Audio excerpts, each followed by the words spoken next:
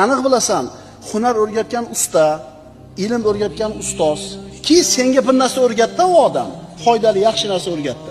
Uni muhabbatini qozansang, u sendan rozi bo'lsa, seni ko'rganda ko'zi qalbi quvonadigan bo'lsagina, undan o'rgangan narsangdan baraka topasan. Shuni aniq bilganliging uchun seni irodang quvvatli bo'ladi, uni rozi qilishlikka, uni xursand qilishlikka.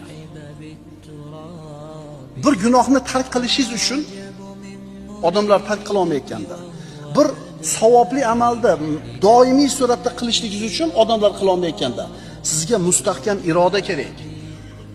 Mustahkam iroda qachon bo'lar ekan? Ana shu narsa haqida ilmingiz aniq bo'lsa. Agar ilmingiz ziyoda bo'lsa, ana shu narsa haqida irodang ham kuchli bo'ladi. Agar irodang kuchli bo'lsa, ko'zlagan maqsadingga albatta yetasan. Maqsadingga yetishlikda nima uchun zaiflik qilding? Irodang zaif.